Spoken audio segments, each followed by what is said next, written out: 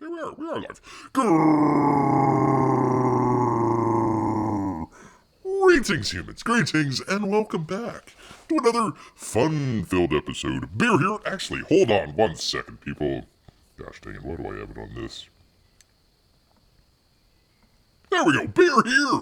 29-year veteran of the woods. Where beers belong, people. That's right. Oh, we got a nice little sunset going on in the background. You know, Bear, a little trepidatious today trying to do... Bear learned a new word today. Little trepidatious out there trying to figure out, okay, do I do it on a holiday weekend outside with all the boats, with all the noise and everything? So in advance, Bear apologizes for any crazy redneck music or hollering... anything else like that. I think it's pretty well done here. 8 o'clock or so. So we'll have a little bit of a sunset at 8:30. All is well out there. So there we go. Great to see Amy. Great to see Grant. He's not here yet. Well, somebody is posting in your place, sir. Somebody is posting in your place. Anyways, we've got some stuff out there. We've got over there off to Beer's. Let's see, left, his left. Some stuff from Siege, if you wanted to check that out. We actually had the box open the other week, so if you want to check that out, you can check out the Siege box open. Some great stuff there. Rose, from one of the Street Fighter games out there. So, looks great. Beer wants to keep that in the cave there. I love the colors. Excellent colors from Siege out there. And also, of course, people, we actually had last time a little bit of a review of, can you believe it, people, Cash Grab. We actually got Cash Grab in, so there we go. A little bit of stuff that we've had here for the next, 2 weeks or so. So there we go, some good stuff. And a little bit of holiday cheer for you good people out there. Yes, indeed, for the Memorial Day weekend. Actually, I should have put that in the description. I don't have it. Oh, gosh darn it. Don't have it right in front of me here, but if you want to listen in for some interesting Memorial Day weekend celebration stuff, Beer has a playlist. If you want to go check it out, it's called It Can't Happen Here. A little bit about World War II, some battles, Japanese Americans, yada yada yada, some fun stuff there. So if you want to kind of celebrate, memorialize. Let's say memorialize some of the fallen heroes out there. You can go check that out. It's called It Can't Happen Here. It's in one of the playlists there, so you can check it out. Look at. Thank you, Amy. She says Bear is looking super patriotic today. I gotta have a striking a little bit of a pose, a little bit of a statuesque pose here. I'm not gonna be moving very much. Gotta keep the figure here looking pretty good. Grant is fashionably late, as always. Well, much like Bear. Bears do not have any concept of time whatsoever. So, it might be a minute or two late. Actually, we were trying to get the audio going in here, and it was like, the card isn't working. The card. Crying out loud, the stick-it card. Anyways, thank you, Grant. Thank you. Bear does have a nice head. For crying out loud.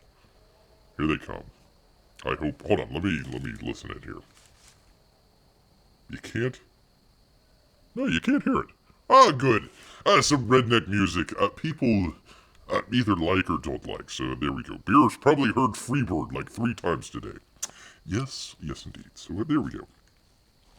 There we go. Not even death stops them. Well, I don't know about that.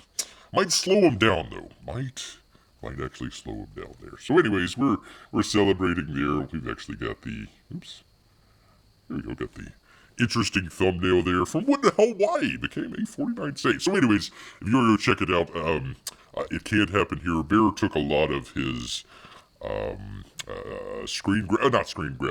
thumbnails out there for some of his shows from the Hawaiian archive out there. So that's why you see some of the stuff on Bear's live show with all the Hawaiian stuff. It actually came from the It Can't Happen Here series. So there you go. There you are, good people. All right, while we're waiting on the rest to come in, let's go ahead and do a little bit of campaign updates here. Got some great news for you as well here, but let's go ahead and get into some campaign updates. That would be, I missed this the last time. Beer went ahead and started and got this like maybe like 10 minutes before he went online. Forgot to mention this.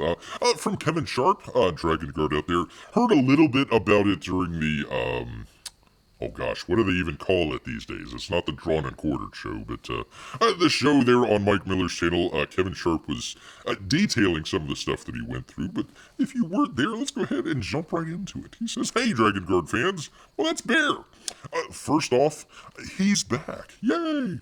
We're getting back to wrapping up work on the book. Why the delay in updates, he asked. If for some reason you're not getting updates, please check your spam or junk folders.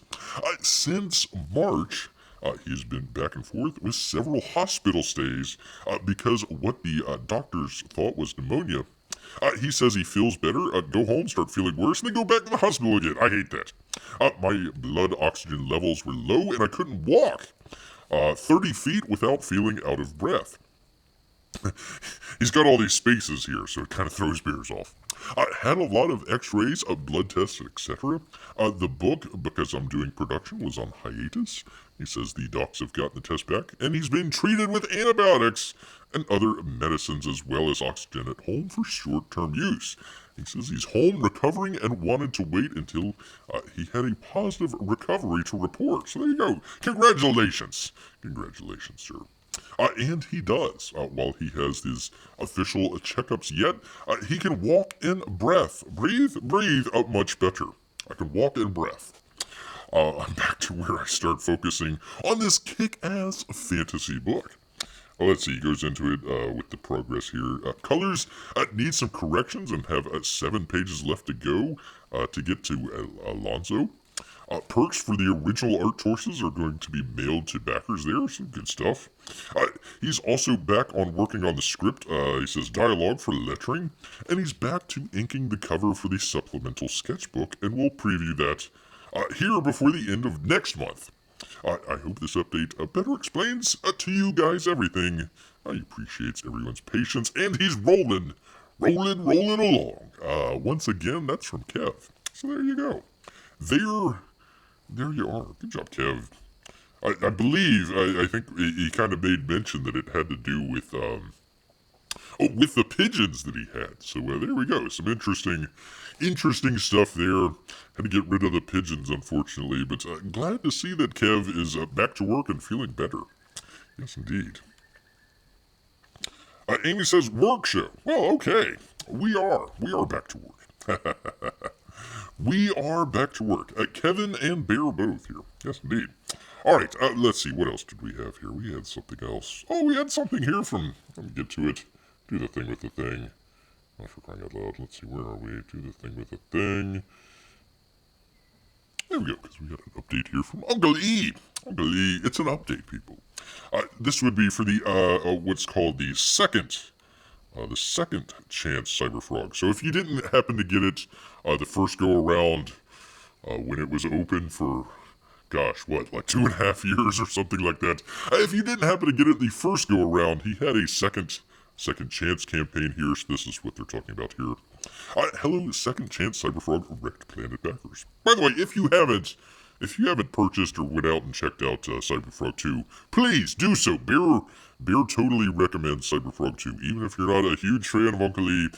Excellent book out there.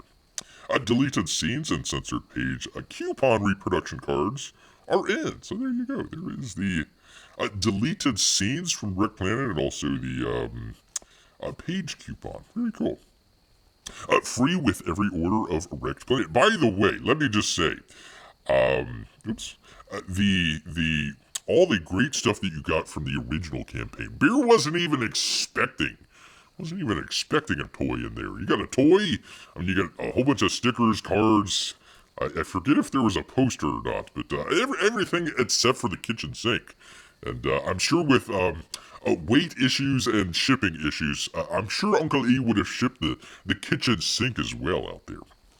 He says we're still fulfilling the first campaign, but wanted to show you off the freebies. Will be completed with both campaigns by the end of July. So there you go. Thanks, everyone. That would be from the Pie Man out here. That would be from Ethan Van Skyver. So there you go. Some good stuff. Good stuff there from Uncle E. If you happen to get the Second Chance campaign, I'm sure you're going to get some great stuff as well. Maybe not the great toys that they had out there, but hey, some other great stuff as well. The deleted scenes. Need to see some of those deleted scenes. Grant says, let's see, it's about time Dragonguards gets recognition. Well, it's always got recognition from Bear. They're great for making... Oh, God. They're great for making birdhouses and waterproof containers, he says. Ba-dum-bum. For crying out loud. Potato, Amy says, the pigeon is still with, I'm assuming, Kevin. So there we go. He only ate 2 of the pigeons, but kept the other one there. Those are some fancy birdhouses, says Amy. There you go. Gourds are very good. Dragon gourds are even better yet. So there you go. For crying out loud. Bear can only learn one word of the day. That was trepidatious, people. Trepidatious. Alright, let's see. What else do we have? Something else here. We always have something else. That would be from the great... Let me bring him up here. If I can find it here. One of these days. Professional show, yada, yada, yada. That would be from Aaron Lopresti, people. He's got the Keown t-shirts. Dale Keown is doing literally all of the covers in Comicsgate, and now he's moving on to t-shirts, people. Aaron says, hey everyone, hey Aaron. Just a quick update, the second round of Werewolf Keown t-shirts. They've been printed and they're en route. I expect to have them and start shipping them out next week. Thank you all who purchased more than one of these. Also, I do have extras in variant sizes, so if you missed out, feel free to email or message him about availability. Especially the extra large shirts. Or the extra large shirts. Don't get them confused, people. Let's see. Also, he says, of note, I am currently working on page 10 of Nightclub Backstory. Only 5 more pages to go after that, and I'm on to finishing up Garbage Man. Garbage Man. Wraith of God, Bloodhunters is moving along on schedule and will be finished before you know it. Oh my goodness. Thank you all for your continued support of this awesome project. And awesome shirt, by the way. There we go. That is almost a spot-on likeness of... let's go back and forth here. What do you think? Kind of a spot-on... Let me find it here. Where are we? Kind of a spot-on likeness there? What do you think? I think it's pretty close. Pretty darn close, people. Well, he doesn't have the fancy hat on, but other than that, a pretty good approximation of Bear there. Bear should sue. Bear should sue for his 10%. Using his likeness. They didn't even ask Bear for his permission. Although, I don't know exactly how you'd go about asking bears for their permission, but, you better email him, Aaron, once his 10% out here. Or at least a free shirt. At least an extra large shirt out there. Yes, indeed. Anyways, there we go from Aaron. The great Aaron Lopresti out here, people. Yes, indeed. Let's see, Bear, people don't eat pigeons. Amy, Bear's only kidding, for crying out loud. I mean, how else do you get rid of pigeons? Do you just let them fly into the wind there? I don't know. I don't know. So many fantastic artists, present company included. Well, thank you. Thank you, Grant.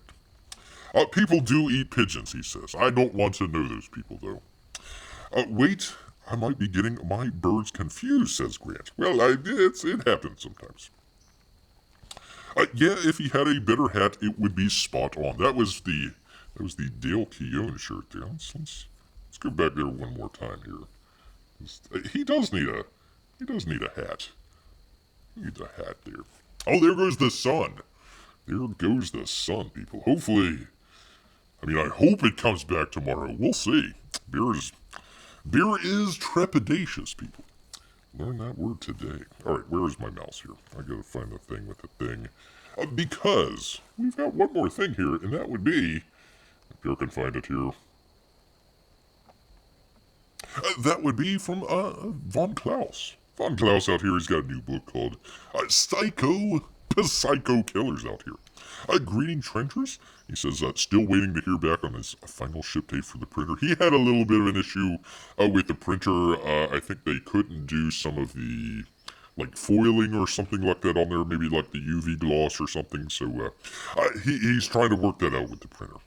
He says, I'm geared and ready to ship every book as quickly as possible as soon as it comes in. Until then, here's another book he has going on with the great Gifted Rebels. So there you go. Thanks for all your support, and more updates to come as Terror finished printing. He says, Your Fiend in comics. That'd be from the Vonster. So there we go. They actually had the they had the launch the other night. So there we go. Some good stuff. Good stuff from Vaughn. Always trying to promote him. He's got a good the Monster MD book was great. Looking forward to Terror in the Trenches here, and I think he wrote this book as well here. So there we go. There you go. Let's get Pshycho, people. Well, maybe not on this channel, but on other channels out there. On other channels, people. Yes, indeed. All right, let me grab a drink here. Well, no, I just grabbed a drink. Yes, that's what beer did. There we go. Totally missed it, people. You totally missed it. All right, well, actually, we've actually got, from this crazy holiday season, we actually have some interesting news out here. Let's get right to that. Oh, let's see. Amy says, the sun will come out tomorrow. Bet your bottom dollar. Well, you're more hopeful than Bear is, Amy. You are more hopeful. All right, let me get out of this. Let me get to it. Get to it here, people. For you good people out here. The browser out there. There we are. There we go. There we go. From the good folks over here at Deadline. Let's see. Justin Knoll. Justin Knoll. I'm sorry, people. Terrible news. Or maybe great news. Well, depends on how you look at it. Marvel pushes pause on Thunderbolts production due to all those writers out there. How dare they strike? How dare they? This is an exclusive, people. Marvel Studios is delaying filming on another upcoming production, as Deadline has learned that the studio's Thunderbolts pick has pushed pause on the upcoming production. Let's see, that one was the one with, this is the one with, like, Elaine from Seinfeld, right? Didn't they have Elaine and, Florence, what's her name? Florence, whatever her name is there. And, yeah, it was supposed to be like the Suicide Squad, but for Marvel. It was like, okay. Can you at least make it rated R? You know, at least just kind of go that way? No, okay, alright, whatever. Anyways, let's see, blah, blah, blah, blah, blah. Which was set to start shooting in 3 weeks in Atlanta. Don't they know that there's a bunch of haters out there in Georgia? Didn't they? Wait a minute, hold on. Didn't Disney boycott Georgia for their like, what was it, the election law or something like that? I mean, Disney couldn't do well in Florida here, so they went up to Georgia, and then they decided to boycott Georgia for some reason. I didn't know a lot of people boycott. I guess Atlanta isn't considered part of Georgia. I'm sure a lot of people in Georgia would consider that as well. At least in Buckhead. The crew was notified today, and insiders say that the plan is to resume production once the strike is ended. Let's keep that strike going, people. Keep that strike going. By the way, totally unrelated, well, sort of kind of related here. There was kind of watching some of the Overlord DVDs, got kind of, you know, some of the scoops on what Disney's doing and everything. He had a theory, kind of interesting theory, where the studios actually wanted the writer strike. They basically put up a whole bunch of stuff that the Writers Guild couldn't meet. The demands weren't acceptable or anything like that. So the companies actually wanted the strike so they could actually go in and fire a whole bunch of people. The theory being maybe a whole bunch of woke, all the diversity hire woke folks. So they decided, okay, let's make sure, we can't have the bad news of firing, the blue-haired land whales out there. Oh, we can't have the bad publicity of just firing them outright, but, oh gosh, there's a writer strike going on. Oh, well, we gotta let all of these people go. Oh, gosh darn, shucks. And maybe that's the way that they're gonna try and trim a little bit of cost and get rid of some of the woke folks. Bear, I don't believe that. Probably more filtering down and more extreme woke is probably what we're gonna get after the fact. But kind of interesting theory. Interesting theory there from old Doomcock out there. Let's see, the movie comes after Marvel had already pushed pause on pre-production for its Blade pick. They've pushed pause on that like a monkey on crack. It was Blade has been delayed for like 10 different times. They've already went through, let's see, 2 directors. They went through 3 different scripts. I think it was 3 different scripts. They brought on somebody from oh gosh, what was the HBO show? The True Detective show that Mahershala Ali was part of. Brought one of the writers on from there. Redo it, and then the writer's strike happened. So I think he was there for like a week and a half, and then the writer's strike happened. Pencils down. So yeah, they didn't even get to rewrite some of the stuff that they were going to rewrite. So poor Blade. I tell you what, they should just rehire Wesley Snipes. Just have him kind of as a mentor role, kind of oh god, what was the Chris Christopherson character in the original Blade? God, what was his name? Oh gosh, I forget. Anyways, have Wesley Snipes in that role, kind of like tutoring the Mahershala Ali guy how to become Blade and all that sort of. That'd be kind of interesting. Bear has already written a better Blade that could come out in June or any time after that. The studio has also been forced to recently halt its TV production series of Wonder Man. There's a Wonder Man. Or is this not a Wonder Woman in drag? Or a trans or something, whatever the thing is there. Wonder Man? Is this real? Come on, people. This can't be real, can it? Wonder Man? No, come on. I don't know. Maybe. They're getting rid of so... They totally deleted the, what was it? The Willow series out there. I mean, it was so bad that they just decided to just, burn all the negatives and delete it off of the servers. Maybe they'll do the same for Wonder Man out there. Maybe Wonder Man is a, somewhere there in a Target store somewhere.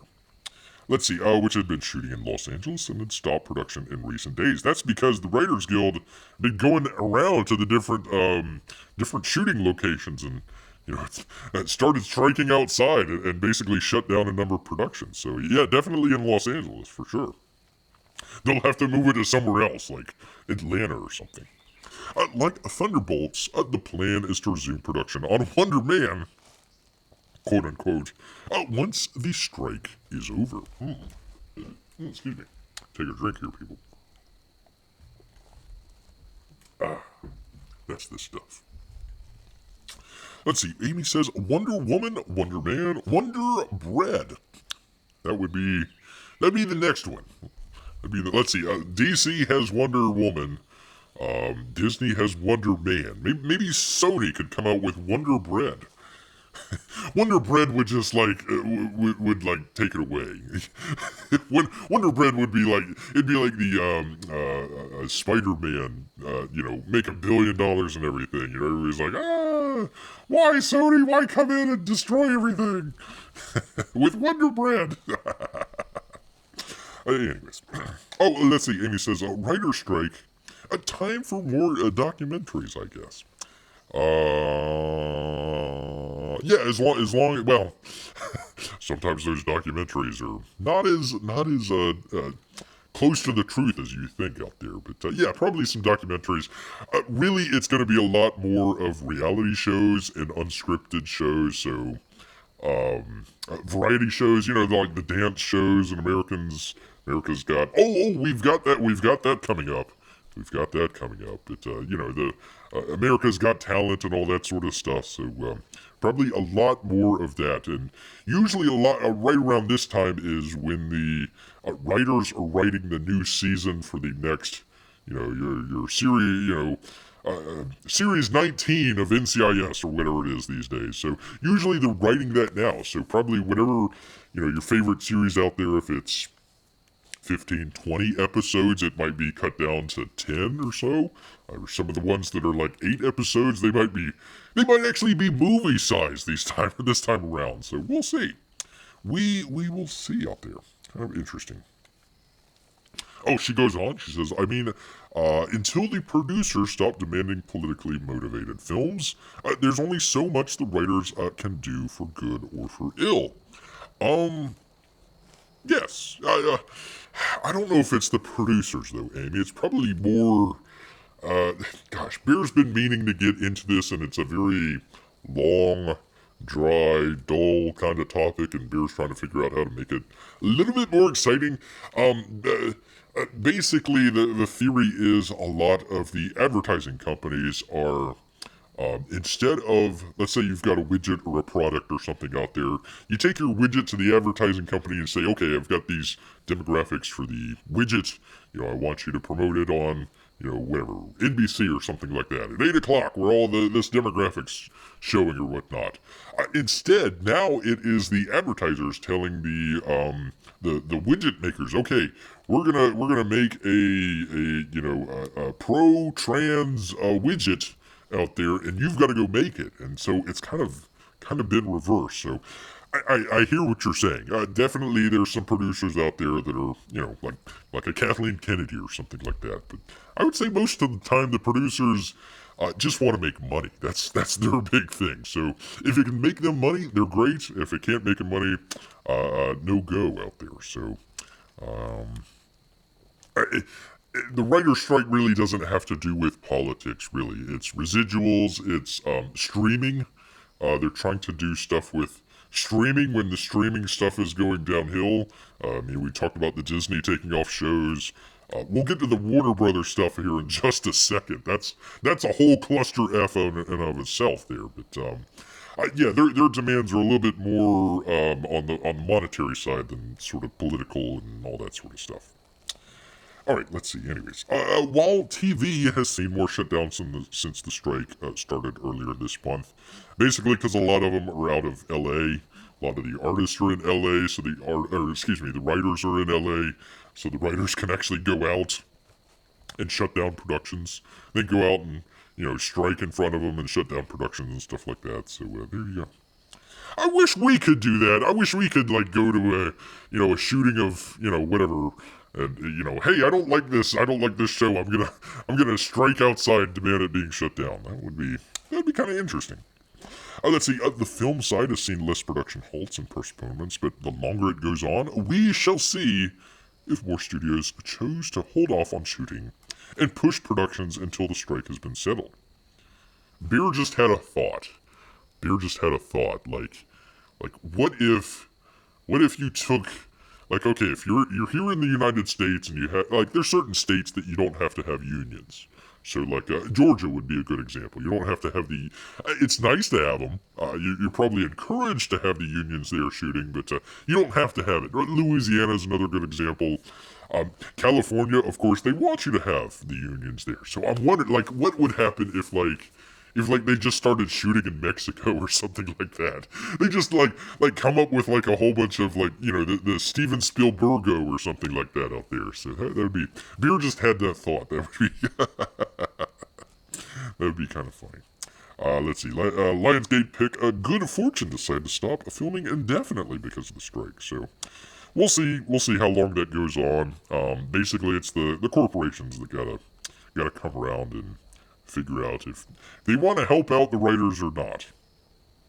I don't know if their demands are super, super high. That's just, they want more of a bigger piece of the streaming pie, and streaming has been a loss for pretty much everybody except for maybe Netflix, and even still, Netflix is kind of, we'll see. Oh, let's see. Amy says America's Got Talent. Unless you consider writing a talent, we're not allowed writers right now. There we go. There is. There you are. By the way. Oops. Where am I? Gosh darn it, beer. There we go. The sun. The sun is setting out there. Look at there. It is gone, people. It's gone. I really hope it comes back. Beer hopes it comes back. Alright, anyways, let me get back here. Get back to you people. And of course, the news. Let's see, Amy says, really? So maybe the producers are behind it. That's hopeful. Maybe. I mean, again, it's kind of interesting that that was. It was a rumor. It was a rumor out there that maybe the studios wanted the strike. Maybe they wanted the strike. Oh, hold on, people. 1 second.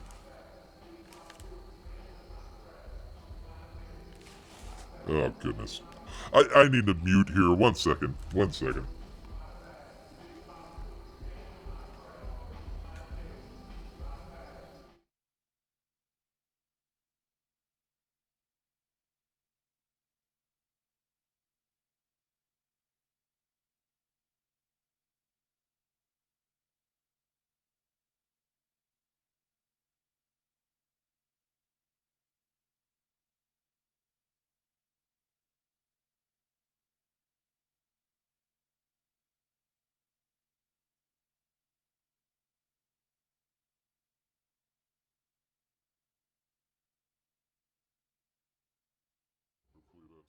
Hopefully that went away. Let's see. Let me get it.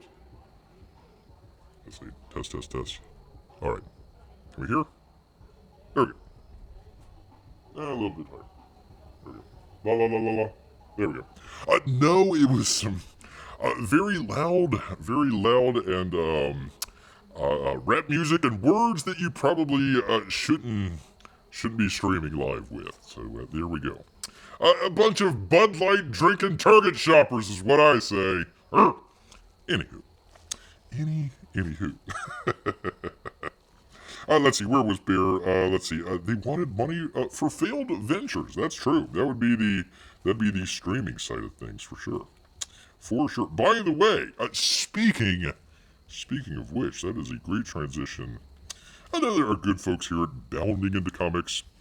That would be The Flash, starring noted groomer enthusiast and also semi-automatic gun collector out there, Ezra Miller, predicted to have an anemic $70 million domestic opening weekend. That, you might say, wow, $70 million, that's a hell of an opening start. That's actually really good.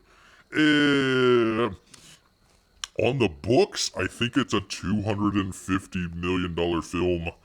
Off the books, it's probably close to $350 or $400 million. So $70 million, not so good. Not so good. The great John F. Trent out here. Let's see, a new report. I believe it was from the THR, the Hollywood Reporter. The Hollywood Reporter, there we go. Let's see, claimed that the Flash film starring Ezra Miller is only expected to bring in $70 million in its domestic opening weekend. Yeah, again, domestic, not total. Oh, shifty eyes there, Ezra Miller. THR reports that the film is pacing to open in the $70 million range, according to sources who have access to the tracking data. Furthermore, their report claims that insiders say that a soft number, that's a soft number rather, for a movie that's been heavily promoted by Warner Brothers Discovery as the best superhero film of all time. That is a bold claim to make. Bold claim to make. I would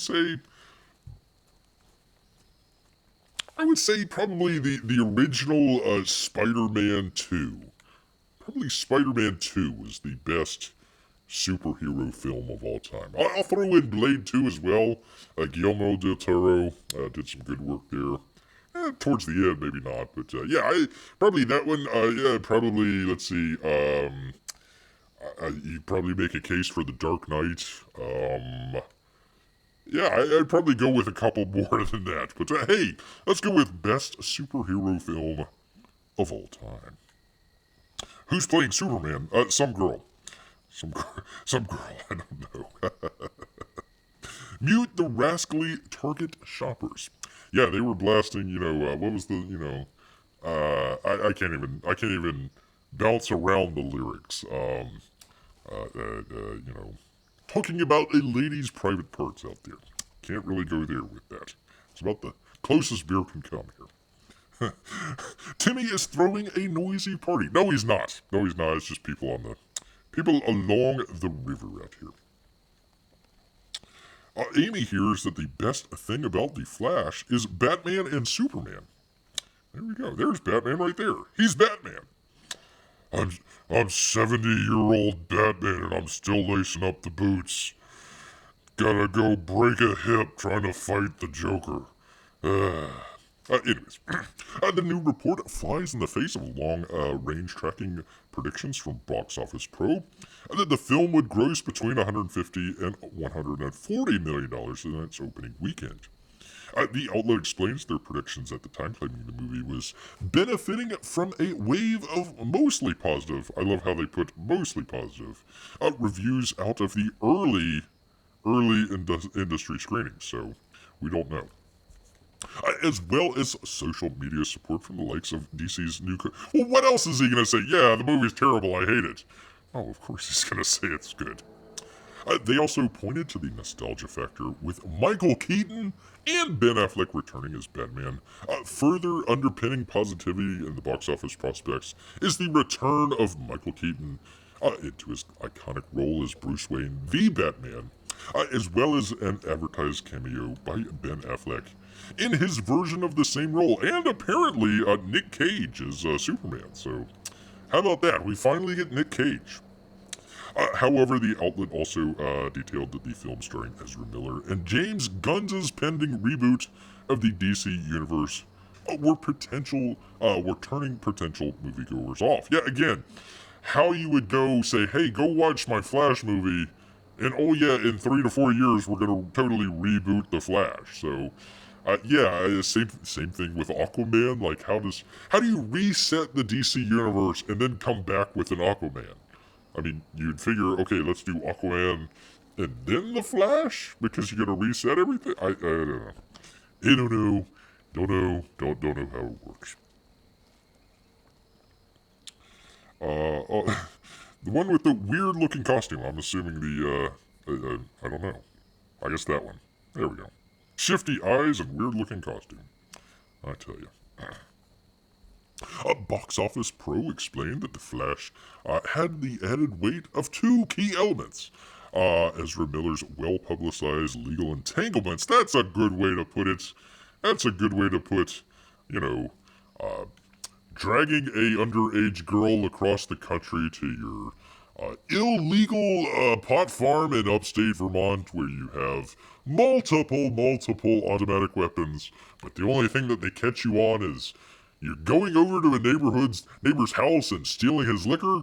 So you got caught for breaking and entering, but they reduced the charge down. So now you're in rehab and you're making everything all right. That's a good way to put legal entanglements. And the general ambiguity of DC films is this film features characters from the Zack Snyderverse at a time when fandom is well aware of major reboots ahead under James Gunn's burgeoning leadership. Well, I don't know about that, but there we go. That's kind of one way where Bear is actually hoping that The Flash does really well. So then they have okay, we gotta reset everything, but we can't reset everything. So then they would really be in limbo. I would love to see The Flash do, not that Bear wants The Flash to do really well, but it would be kind of interesting. They'd be kind of stuck in limbo there. They could just say, The Flash was terrible, so we gotta get rid of it. But if it does really well, they gotta say, I guess we gotta keep this guy around then. Excuse me. Them around. Them around.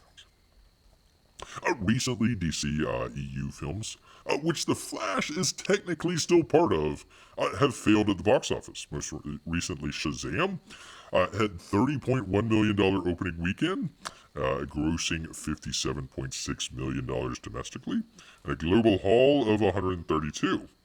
Wow, the global actually pulled that over the finish line there. Holy cow. Had a budget of $125 million plus add, let's just say, $50 million to the P&A, so yeah, they lost money. They lost a lot of money. Before Shazam, Black Adam had an opening weekend of $67 million and went on to gross a total of $168 million domestically, only grossing 391.2. We'll just call it 390. Globally, it had an estimated production budget of $200 million. Add in another 50, 75 million on top of that. So they, according to The Rock, they kind of eked out a small profit there. But The Rock ain't coming back. He's going over to Disney. Gonna go do the, was it Momo? Whatever the thing is there, the live action version.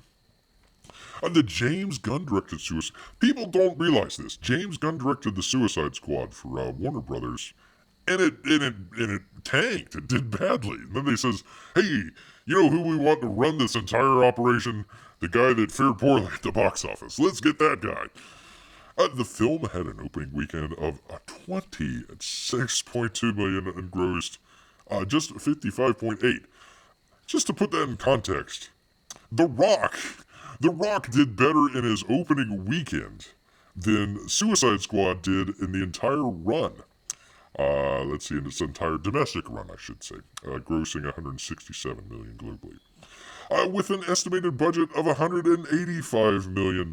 So they lost quite a bit, $20 million there. Wonder Woman, 1984, grossed just 16.7 in its opening weekend to gross 46.8 million in its entire domestic run.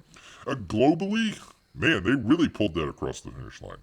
166 million on a $200 million budget, so that lost money. Birds of Prey, is that the Margot Robbie one? Is that the sequel to the Suicide Squad before the actual Suicide Squad? Whatever. Had a weekend of $33 million, grossing a total of $84 million. Although it was during the pandemic, so we can't, that's not quite an apples to apples there, but there you go. Oh, poor Gal Gadot. Why are we getting rid of Gal Gadot? The last time the DC EU film had a domestic gross over $200 million was Aquaman. It grossed $67 million in its opening weekend. Went on to gross over $335 million domestically. Globally, though, $1.1 billion. With China making up a significant portion of the international box office to the tune of $291.8 million. By the way, let me go to this, because talking about China out there, they have the new mermaid movie. They got the new mermaid movie coming out with Halle Bailey, not Halle Berry. That's completely a totally different person. Halle Bailey, I think is her name. Anyways, of African American descent. Not that it's a big deal or anything like that, but they have the new Little Mermaid out there. So they have the advertising posters. They got the advertising poster there off to the right there for the American audience there. Where there's what's her name? Ariel. There's Ariel there, just hanging out. I don't know why she has red hair, but okay, we'll go with it. Hanging out, all the characters in the background. Clearly you can see Ariel there. I guess they're off to the left. Off to the left you have the Chinese market there. Kind of hard to tell her ethnicity there in the old Chinese market. I wonder why. I wonder why that. Anyways, that was kind of interesting. Interesting for beer there. The Little Mermaid, says Amy, is the most popular Disney princess in China. I bet the remakes does really well there. Well, I bet you they're going to get a lot of ticket sales. I don't know how many people. The Chinese market is, how shall I put this? Not kind to those that aren't Chinese out there. So, We'll see. We will see. There's a number of movies.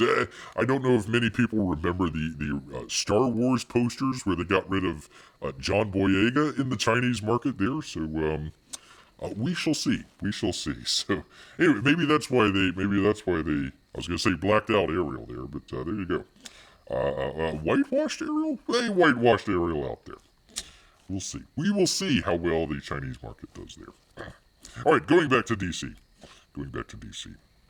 Oh, great to see Melissa. I'm sorry, I didn't see Melissa here. Great to have Melissa. Let's see. Blah, blah, blah, blah. As far as the DCU film grossing more than $100 million in opening weekend, one has to go all the way back to the lovely, to the beautiful out there. Wonder Woman, starring the lovely Gal Gadot, who they unceremoniously got rid of. For crying out loud.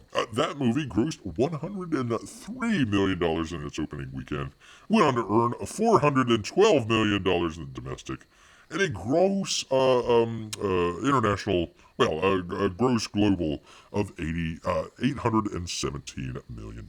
So, yeah, let's go back to the last person that did $100 million and get rid of her for whatever reason. To put this in perspective, they say The Eternals was the most recent Marvel Universe film to have an opening weekend below $100 million. The movie's opening weekend clocked at $71 million, finishing its domestic run at $164 million, entire global run at a little over $400 million on a $200 million budget. So it made its money. Ant-Man and the Wasp, $106 million. Finally coming out with $214 million. With $463 million worldwide on the $200 million. And people said, there was a flop. It did all right. I bet you the $200 million budget was a little bit higher. They had to go back and reshoot some stuff. Probably 250, Bear would probably say, for an Ant-Man movie, for crying out loud. I don't know. So there you go. There is the new Superman, Supergirl. What's her name? Sasha Calle? I don't know. I've never seen her in anything before, so there you go. Let's see, if this new report is accurate, The Flash has its work cut out for it, and will have to have really long legs at the box office, but it's going to have stiff competition. Spider-Man, probably going to do a bofo business out there, 2 weeks ahead of The Flash on June 2nd, a week before the film comes out. They're still putting out Transformer movies? Okay, we'll go with it. What are we up to now, like Transformers 8? I don't know, Bear lost track. The film will get a reprieve the week after it releases. There's not a big blockbuster contender. However, June 30th, the Indiana Jones movie will come out, and I'm sure it'll do fine after that. On July 12th, the film will come up against Tom Cruise and Mission Impossible. Bear's looking forward to that one. Here we go. Here we are. He's like, hold on, people. Just wait. It's coming out. It's coming out on July 12th, people. Just hold on. Hold on. I wonder if, what's her face? Haley Atwell. I wonder if she had to, like, kind of scrunch down just a little bit. You know, Tom Cruise is like 4'5" or something like that. I don't know. Not only does the film face stiff competition, but the film reportedly has an enormous production budget. While they say it's a $200 million, old Gary over there at Nerdrotic says it needs to make $1 billion. I don't know if it needs to make that much, but yeah, it's probably double the $200 million for sure. So probably $400 million for a freaking Flash film. They had to go back and reshoot some stuff, so we'll see. We'll see. $200 million. Let's see. Blah blah blah blah blah blah blah blah blah. Whatever. Anyways, they're talking about only $70 million. So we'll have to see. We'll have to see, people. Once again, Bear isn't promoting the film, but he just wants to see the Flash do really well, just to kind of screw up the whole James Gunn continuity BS that he's trying to do. It'd be really interesting if the new Flash came out as part of the, what do they call that? The Elseworlds? The Elseworlds thing. So, like all their big movies, like The Batman. What was the other one that was a real big movie? I forget. Anyways, that was supposed to be an Elseworlds movie. It'd be kind of interesting if The Flash 2 will be a Elseworlds and James Gunn movies all tank, and the vestigial edges of like the Snyderverse actually do pretty well. That'd be kind of interesting. Kind of interesting out there. What do you make of this new box office prediction? I just told you. Just told you, people. Anyways, there we go. Bounding into comics. John F. Trent, people. John F. Trent. Amy says, I think I might watch Mario again rather than The Flash. Actually, Bear was just, I didn't save it or anything like that, but yeah, I saw where, man, it was, what, like 3 or 4 weeks ahead of Guardians of the Galaxy, but yeah, the Mario movie was just doing great numbers. I think it was like up to, it was like 600 million or 800 million or something like that. They were doing really well. I mean, starting to slow down a little bit because it's like in week 8 or something like that. But yeah, go check out Mario again. I tell you, they're gonna do some boffo business there. If they ever come out with a Zelda movie, watch out. Watch out. All right. Speaking of our good friends over here at the Warner Brothers Discovery, they just launched what's called Max. I mean, a lot of people knew HBO Max, so they decided to get rid of the whole HBO thing and just say, it's Max. Like, oh, Max. Not Plus. No, not Plus. Max. They came out with Max. It's like, oh, Max. Okay. Max credits snafu could take weeks, people, to fix. Executives didn't know about new creators label until after launch. This is from Deadline and Dominique Patterson. Let's see. Exclusive. We'll grab a drink here. There we go. Yeah, I tell you what. Let me go back here.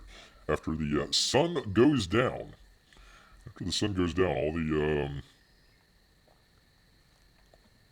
All the people just leave. I mean, like, oh my God, the gators are coming out. Look out, people. Look out.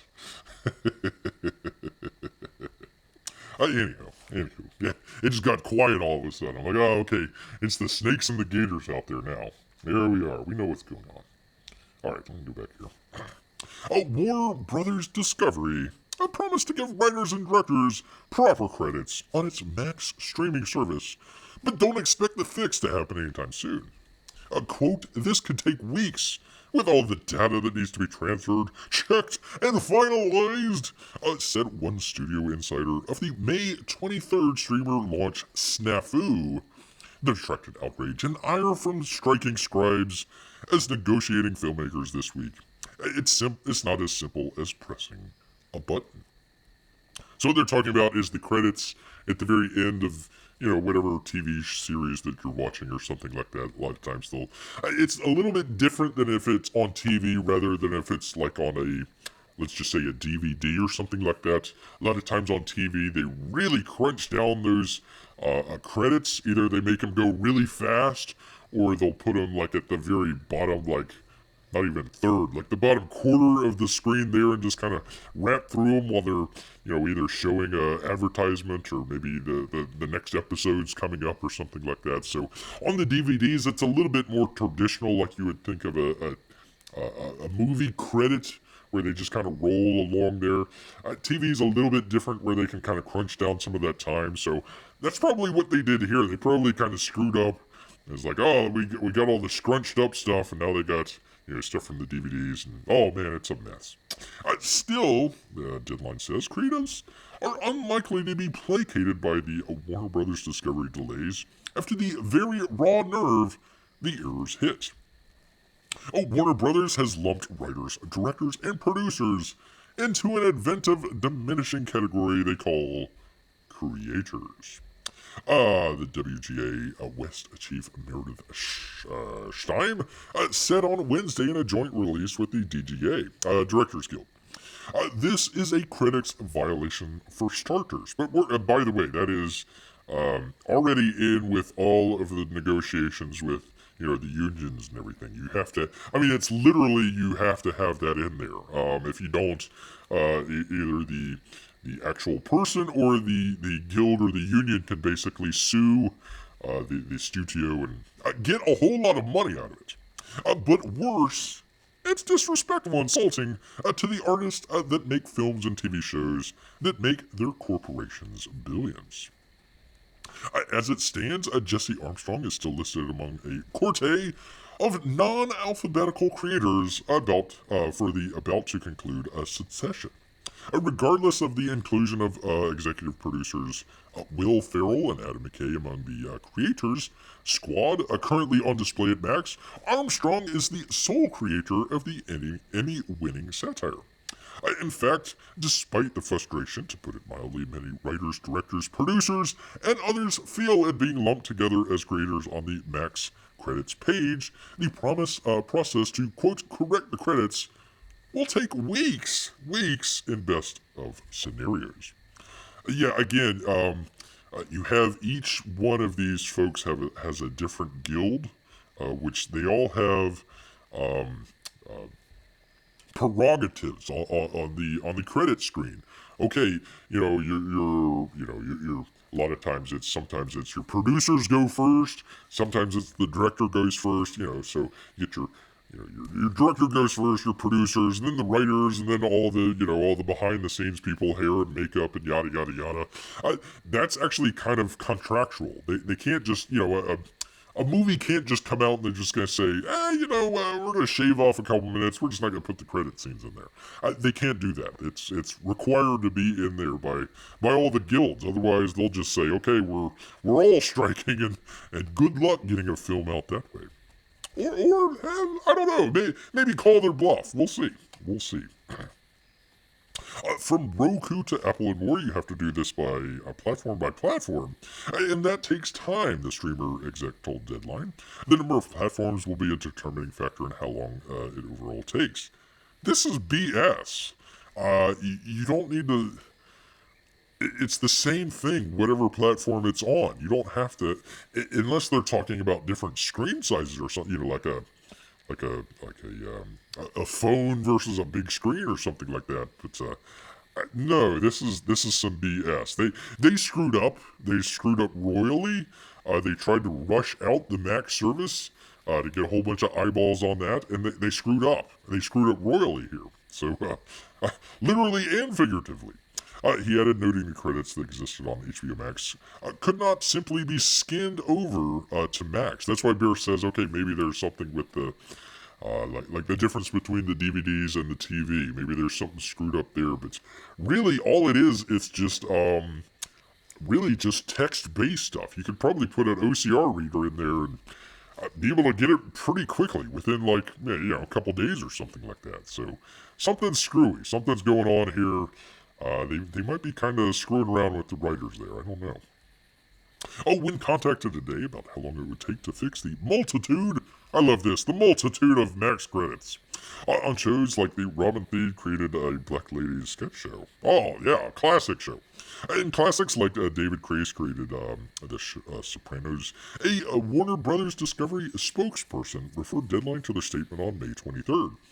That oblique statement says, we agree that the talent behind the content on Max deserves their work to be properly recognized. It's part of your contract that you have with these people. We will correct the credits, which were altered due to an oversight. I love this. In the technical transition from HBO Max to Max. All they had to do was just take off HBO. That's all that they had to do. There was no thing that they had to fix or anything like that. So I don't know. Good to see Apex Comics here. Great to see Apex Comics. Thought I'd come in and say hello and smash the like. By the way, did Bear C? I hope he's still here. Did Bear C? Let me get it back up here. Oops, wrong thing. There we go. Bear did just the last show. Did the cash grab review and was just kind of looking through it the other day and happened to see all of the fan art that he had. So I think if Bear remembers correctly, he thought he saw Apex Comics in there. So congratulations, sir. Congratulations. A lot of great artwork there in. Where did I put that? I put it. Where did I put that? I don't know where Bear put it, but there we go. Very, very cool stuff. Very cool stuff. So congratulations, Apex. Congratulations, sir. And happy Memorial Day, if you celebrate that. Yes, indeed. Yes, indeed. Anyways, go check that out. Last show, pretty good stuff. Pretty good stuff. To be clear, though, in one but of literally thousands of examples of errors on the streamer, no matter what it says on Max right now, Mad Men creator Matthew Weiner did not co-create The Sopranos, but he was a writer on the acclaimed series, and rose rather to be an executive producer. So there we go. There they are. They just completely screwed up on all of that stuff. HBO Max, they're going to come in, they're going to be like, all right, we're the Max, and then they forget to, credit all the people that help them make the Max. At the same time that they're trying to, negotiate a writer's strike, so that didn't work out in their favor. Of course, they're blaming human error. Human error, not bear error, not at all, sir. Not at all.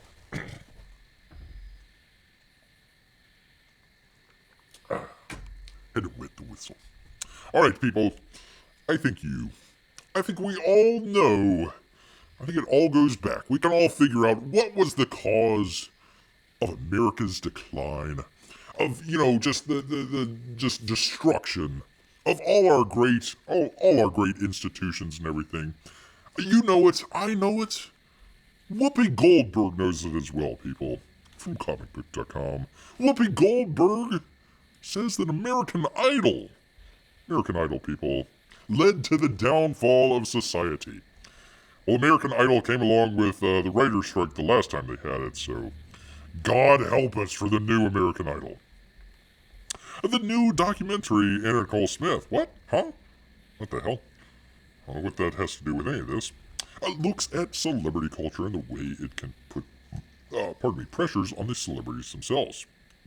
And, of course, in the time since Smith's passing in 2007, it's only become more common for everyday people to subject themselves to scrutiny, whether it's on social media or unscripted TV. By the way, people, speaking of which,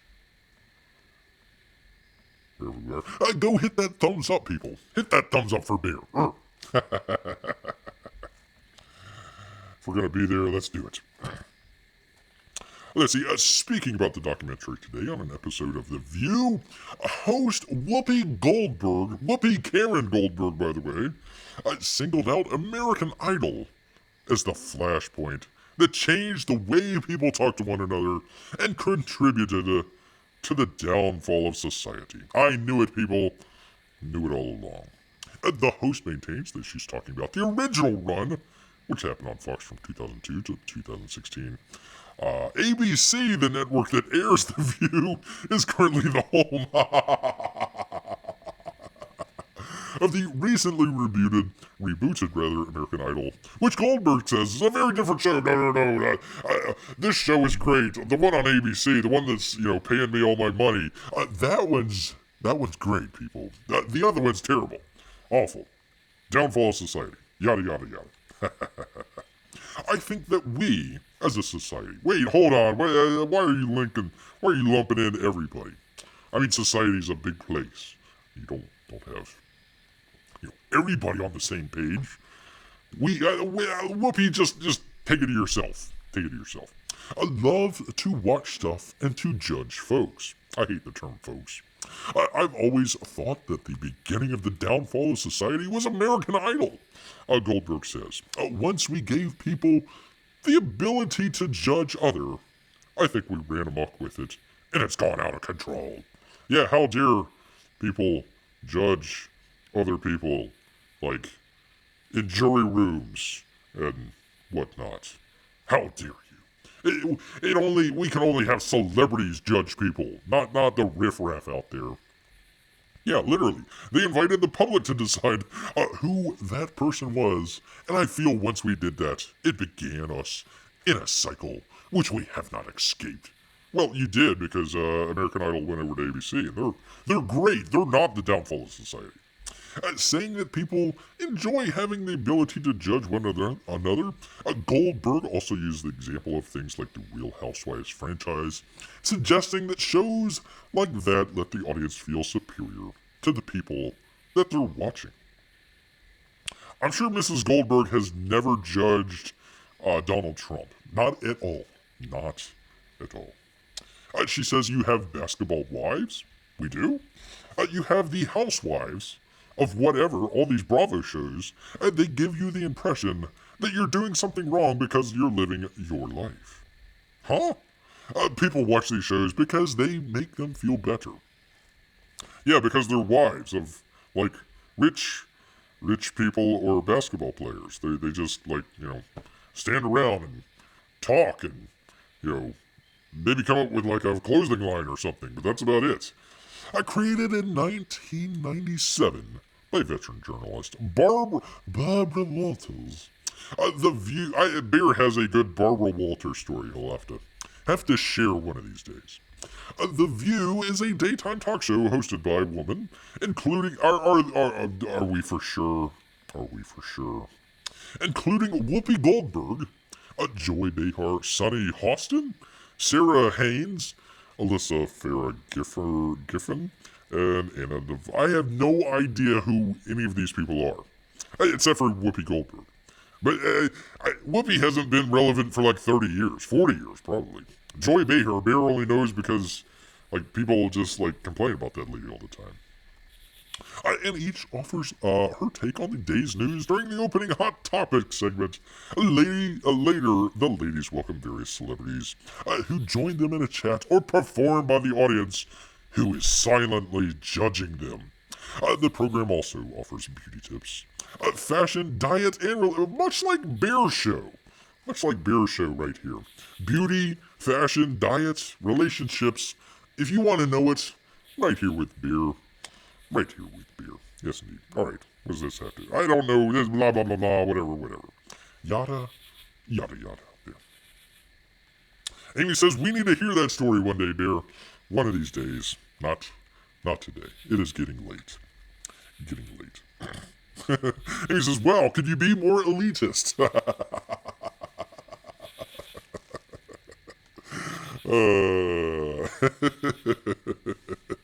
Yeah, Bear agrees with Amy as well. Talent shows have kind of always existed. You can't blame American Idol for that. Can we blame Simon Cowell? Can we blame him? Bear blames Paula Abdul. That's for sure. Gosh darn Paula Abdul. And what was the other guy? Like Reggie? The black guy. I forget his name. Whatever. He's a big producer. Yada, yada, yada. Well, Bear also knows his audience here. Bear knows. Grant, I hope you're still there. Otherwise, Bear's talking into the ether here. From the New York Post. I'm a urologist. Not Bear, but the person in the article here. I'm a urologist, and men have been peeing the wrong way. Thank you, Grant. You've been peeing the wrong way, sir. Possibly, sir. Fellas, you may want to sit down for this news. By the way, Andrew Court. Sounds like a man's name. A top urologist says men shouldn't urinate standing up, proclaiming it's healthier and more hygienic to sit down to take a leak. Gerald Collins, a consultant urologist surgeon at Alexandria Hospital in Cheshire, England, made the claim in an interview with the Telegraph on Friday. The data analytics firm surveyed more than 7,000 men from 13 countries across the globe, finding a majority usually stay standing while emptying their bladders. It's true. The survey did uncover some surprising cultural differences, with 40% of German men saying they sit down to pee every time, in comparison with just 10% of American men. Well, that's what happens when you lose 2 world wars. And according to Collins, it's the Germans who have the right idea. No, listen, the last time the Germans had the right idea, bad things happened. Sitting is probably the most efficient way of doing it, the doctor declared, explaining that the muscles in the pelvis and the spine are completely relaxed in that position, making it easier to complete the peeing process. There's a process? Bear doesn't know, he just goes in the woods, for crying out loud. The urologist added that it's especially easier for older men to sit down to urinate, given that a benign prostate hyperplasia becomes increasingly common in advanced age. The condition, which affects 80% of men 80 and older, that's a great round number there, occurs when the prostate gland and surrounding tissue expands, obstructing the urethra. Poor guy sitting down to take a leak. Where is his pants? Is he just going nude into the bathroom? With the door open? How dare you, sir? How dare you pee sitting down and also leaving the door open and not wearing any pants? That's terrible. But the YouGov survey found that older men are generally more opposed to sitting down than their younger counterparts, possibly due to the notion that it's more masculine to pee standing up. Dang straight.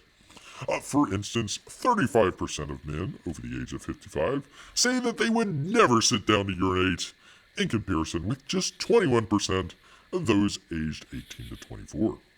In Germany, sitting down while taking a tinkle has traditionally been derided amongst men, and there's even a derogatory term for the practice. Spitzpinkler is a slur for someone who sits down to pee, implying they are wimpy or effeminate.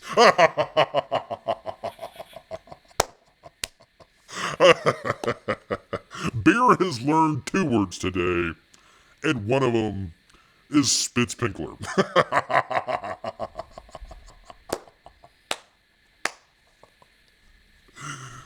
Bunch of Spitzpinkler, they're drinking Bud Light and shopping at Target. There we go. So there we go. Germany, Sweden. Look at there, Sweden. Denmark, Canada, of course. Where is P money? Where is P money? Crying out loud. Australia, crikey. Well, that's probably because it goes backwards. So there you go. There you go. Spain, hey, holding it up. Italy, there you go. France, that's to be expected. The USA, 10%. Singapore, 5%. I guess in Singapore they cut it off if they find you doing that. Britain, really, only 9%. Huh. Poland, I tell you. And Mexico. You either Mexico or you Mexicant. And they can't sit down while they're peeing. However, in recent decades, the culture has changed significantly, and there are now signs in many public bathrooms across Germany warning men not to stand while urinating. What? There are? Holy cow. This is for usually issues related to cleanliness, as urine is less likely to end up sprayed across the floor if a person is seated. Okay, we don't need to go on from there. I think we can get the idea, but there you go, Germany. I tell you what, well, that's what happens when you lose a couple world wars. You sit down while you're peeing. Sit down while you're peeing. Gosh darn it, I tell you. Soon they're probably just going to glue, the extra lid. They're just going to glue that one, to the toilet seat. All the women would be happy, but all the guys, it's like, okay, now I got to go for the smaller hole there, and that's going to be kind of hard. Especially after you've had a couple beers. That's going to be all over the place. They mix a go standing up, says Grant. That's true. That's true. Bears have fur pants. Fur pants. Randy Jackson. Thank you, Amy. Thank you. Thank you all. Oh, let's see. In some countries, you sit down when you pee to keep from making a mess when visiting. Really? Okay, we'll go with that. Beer has no conception of the matter there. Oops, wrong one. There we go. Here is our story there from the New York Post and Andrew Court out there. Andrew Court. Yes, indeed. All right, let me go back here. Let's get back here. Get out of that. There we go. Pitch black out there, people. Pitch black. Holy cow. Everything's getting all blown out. There we go. Even Siege's thing's getting all blown out there. There we go. There we go. At least Bear is celebrating Old Memorial Day. Old Memorial Day. Anyways, I probably should have put that in the description there. But once again, please go check out. You got some time this weekend. Bear actually wrote a script. Many moons ago. Japanese Americans, World War II internments, World War II, battles and all this stuff. Really good stuff if you want to go check it out. There's even a dog in there. There's a dog named Sushi. Might make you cry, though. Might make you cry. Anyways, go check that out if you want to check that out. Some good stuff there. Check out some stuff for Memorial Day weekend, other than just, drinking and, finding your face planted down, face first in the neighbor's yard somewhere. And go check out Bear stuff. Maybe give him a thumbs up there. And also, go check out the box opens, both the cash grab and the siege stuff as well. Some good stuff there. Good stuff. Wow, it's getting really dark out there in the woods. It is pitch black. I really hope that sun comes back tomorrow. Boy, oh boy. You better be right, Amy. You better be right. Alright, let me get out of this. There we'll get back to the thing here. Let me get back to the thumbnail. Anyways, that's where, if you've ever seen Bear doing a bunch of these Hawaii stuff or the black and white stuff for the thumbnails, that's where Bear got it from. So he's doing the sort of read along with the script. We did it in, what was that, like 5 or 10 different parts or something like that. So it kind of goes through it. So all of the extra photos and all that sort of stuff, that's kind of making its way over the past year or 2 or 3 into the into some of the thumbnails there. So there we go. Hawaii, the 49th state. 49th state. I like how they're all, like all the stars are in alignment. Once they got that Alaska 50th state, it all just kind of got all screwed up there. Yes, indeed. Alright, well, let me go and... Oh, Amy says, wait, Bear wrote a script. Yes, Bear did. A couple of them, in fact. A couple of them. Nobody liked it, though, for crying out loud. That's why Bear just needs to, like, cross the picket line and just, become a scab and just start writing for, I don't know, Blade. He can make a better Blade than, the guy out there. So, there you go. There you go. Let's see, where is it? The audio kind of blanked out for a moment. Uh-oh, did it? Hold on, let me check it here. Test. Oh, it works. It works. I think Bear might have hit the cable or something like that. It looks like it's, let me go back. Do the thing with the thing. It looks like it is stream health here. The stream is healthy. The stream is healthy. Thank God. Thank goodness. Alright, anyways, let's see. Coolness, says Melissa. Well, thank you. Bet your bottom dollar tomorrow there'll be the sun. There we go. Okay, Amy says it's all good now. All good now. Right in time for Bear to say thanks to everybody out here, including the Lesters out there. Always appreciate you girls coming out here. You ladies, I'm sorry, coming out here and keeping Bear company.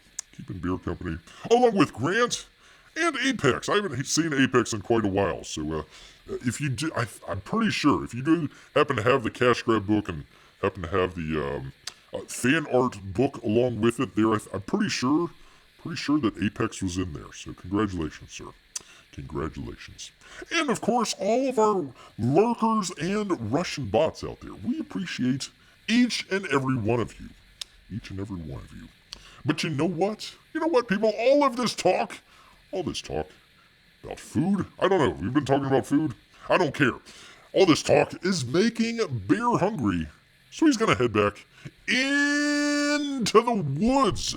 So until next time, people, grrr.